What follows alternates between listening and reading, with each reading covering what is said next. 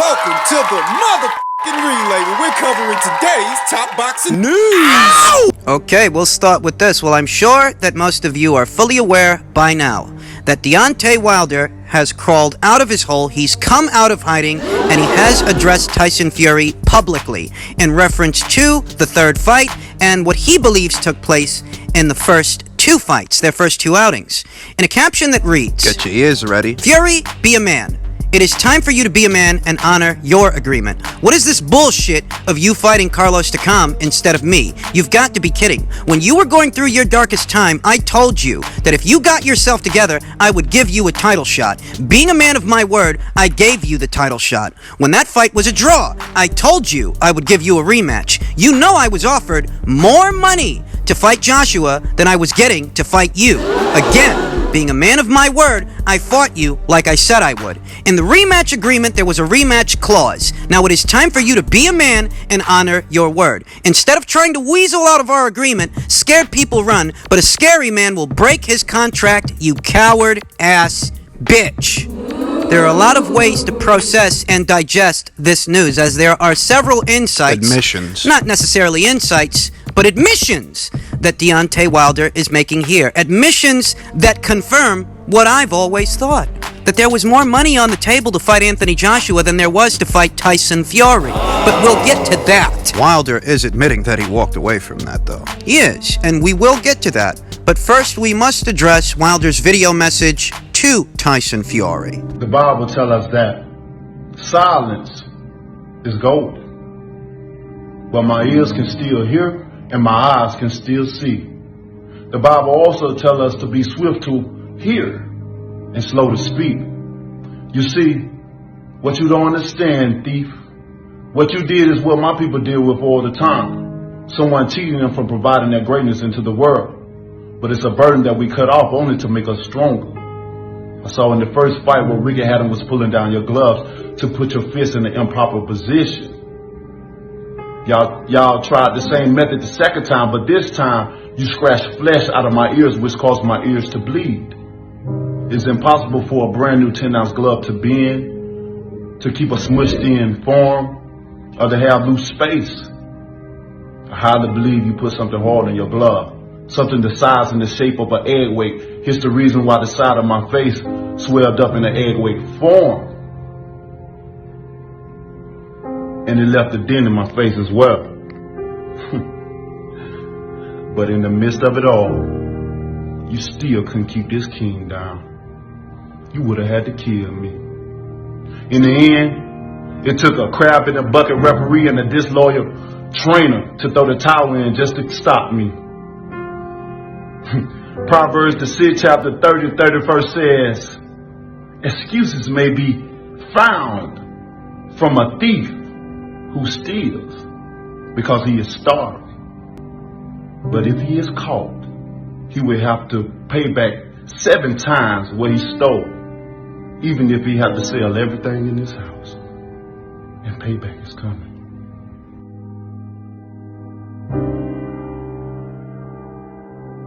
And what is this very melodramatic video message from Deontay Wilder to Tyson Fury? What he is effectively communicating is what many of us already believed, what many of us already thought. He is effectively confirming that that entire Glovegate conspiracy, that entire fiasco, farcical as it might be, it's something that came from Wilder himself. It came from him. It came from his team. And perhaps in their heart of hearts, they truly believe that there was something nefarious at work in both of those fights. Perhaps in their heart of hearts, they truly believe that Tyson Fury cheated. But as it stands, this is not something they can prove. This is not something they can substantiate. Otherwise, they would have already.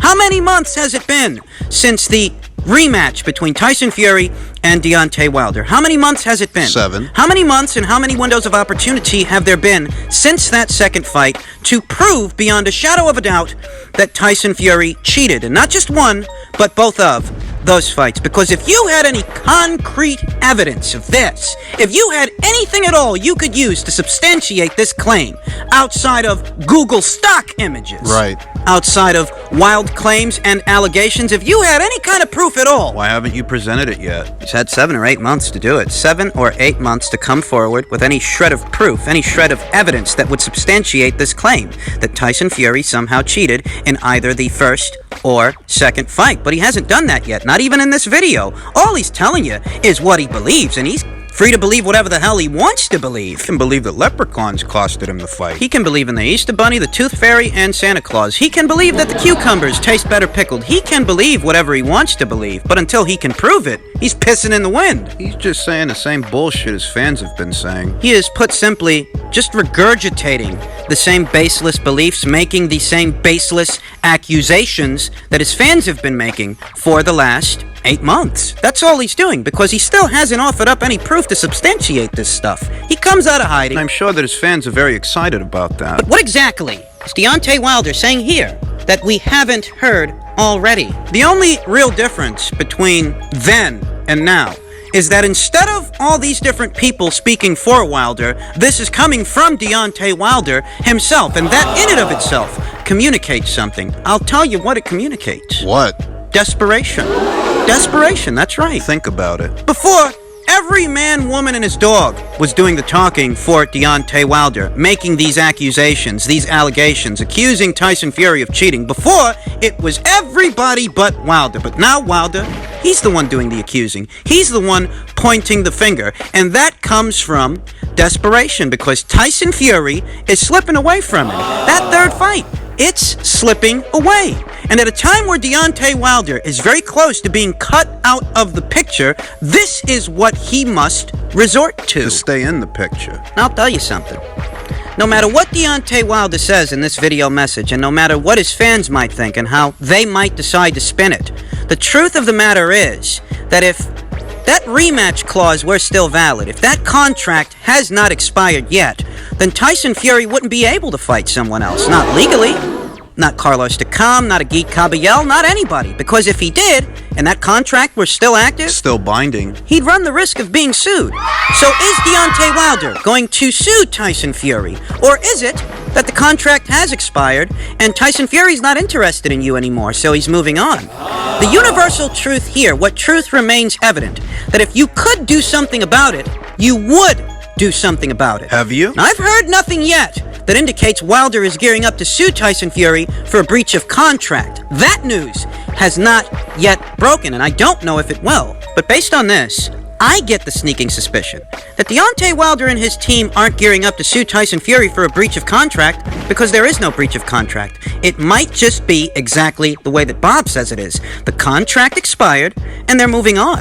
Because if you could sue this guy for a breach of contract, you would sue this guy for a breach of contract. They didn't hesitate to take Povetkin to court. Beyond the ominous background music and beyond the theatricality of Deontay Wilder, the situation is a lot more simple than it seems. If the contract is still active and legally binding, then Tyson Fury is not at liberty to fight someone else. If the contract is still active and legally binding, enforceable, then enforce it. Yeah. What are you waiting for? Yeah. Instead of making 2-minute monologue videos and point the camera at your face, why don't you just use that same phone to dial up your lawyers and take legal action? If the contract is still active, legally binding, and enforceable, why don't you do that? Why don't you do that instead of doing this? Because when I look at this, what I see is that Deontay Wilder is almost trying to guilt Tyson Fury into giving him that third fight. This reads a lot like a guilt trip.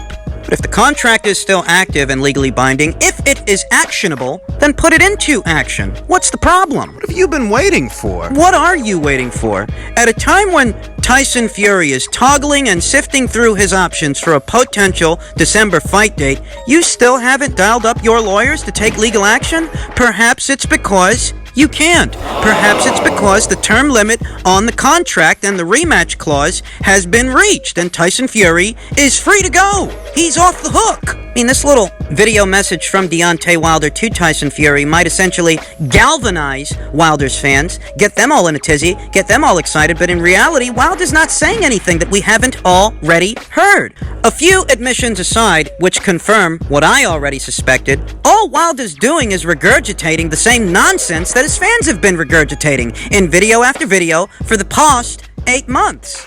What this is, ladies and gentlemen, is a guilt trip. And I say a guilt trip because legally, I don't think that Team Wilder have a leg to stand on. That if they had an active, actionable contract they could enforce, then they would enforce it. But the term limit is up. So Team Wilder have grown desperate. So desperate that I don't think Team Wilder, Deontay Wilder himself, realizes that he has effectively told on himself. He's essentially said that he accepted less money to fight Tyson Fury than was on the table for him to fight Anthony Joshua as a means to lay this guilt trip. And in the process of laying it, he's confirmed what I already thought. There was more money in an AJ fight, but you walked away from it. You. Regardless of what Deontay Wilder's fans and his supporters were saying at the time, here on Ring IQ... What did I tell you? It's what I already knew, and that's what I already thought. That while other channels out there were trying to convince you that the offer wasn't legitimate, the offer wasn't real, that Anthony Joshua wasn't part of the contract, that these were disingenuous efforts to make the fight. Here you have it in plain English, and not from Eddie Hearn, not from Anthony Joshua, not from some YouTube channel, but from Deontay Wilder himself. They offered him more money to fight Anthony Joshua than was on the table for him to fight Tyson Fury again. And what did he decide to do? He chose Fury. Deontay Wilder himself gives you the timeline, gives you the time frame. After the first Tyson Fury fight, but before the second fight. And between that time, there were two separate offers on the table for Deontay Wilder to fight Anthony Joshua. There were. Two of them. There was a $15 million guarantee and 40% of the upside and a two-way rematch clause on the table for Deontay Wilder. And when he didn't take that, DAZN stepped in to mediate. They offered him $100 million. And he didn't take that either. To fight Anthony Joshua. So what's the story? What's the damage here? Did he duck you or did he not duck you? Because now you're saying that they put more money on the table for you to fight him than there was on the table to fight Tyson Fury for a second time. Damn. Is this how desperate Deontay Wilder has become? That he doesn't realize he's essentially telling on himself that the jig is up? Your fans can't spin this one for you. Try as they might. It's been my contention for quite some time that Deontay Wilder has used certain of these YouTube channels, certain of these YouTube authors, as mouthpieces for what he himself would not say. But now, due to desperation, Deontay Wilder has come out publicly and accused Tyson Fury of cheating. Right. That is an act of desperation because whether Wilder is aware of it or not, he's running certain risks in doing so. Ladies and gentlemen, these public accusations that Wilder is making border on slander, which is actionable in court. And I'd wager in a court of law, based on Wilder's video monologue and the accusations he's making in it, I would wager that in a court of law, Tyson Fury would sooner be able to substantiate slander against him than Wilder would be able to substantiate a breach of contract. Because for all intents and purposes, there doesn't appear to be a breach. If there were, you'd be taking Tyson Fury to court. You would be suing him, not making 2-minute monologue videos to guilt trip him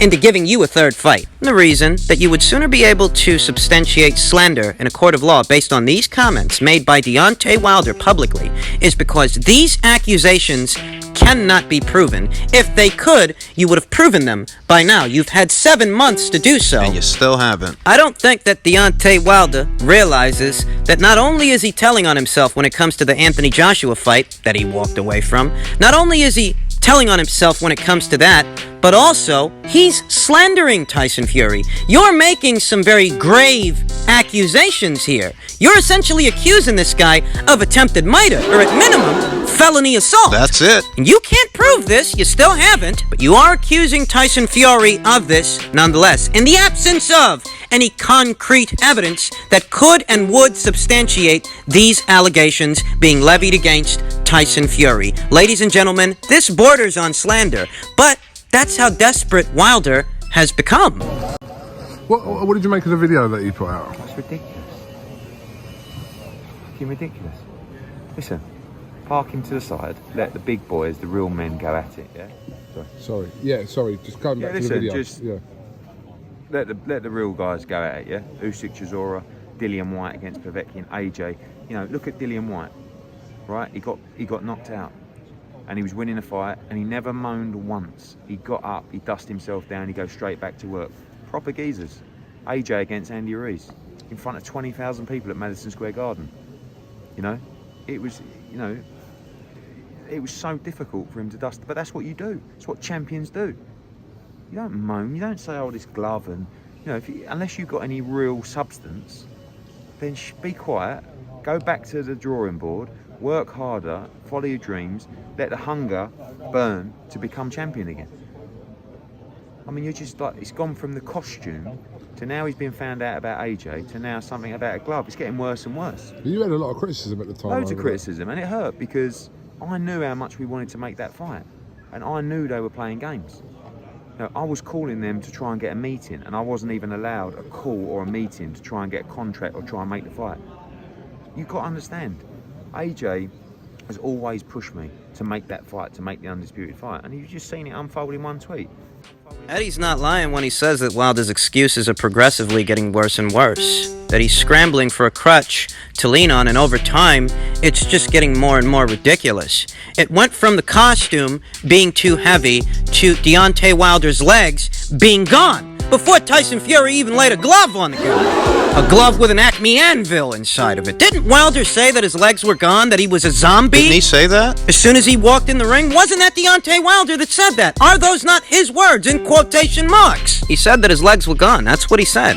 Okay, it was the fucking 40-pound costume. It was that his legs were gone. It was the disloyal trainer, the crabapple referee. It was the Acme anvil inside of Tyson Fury's gloves. It was all kinds of stuff. It's just getting worse and worse. I've asked this before, and I'll ask it again.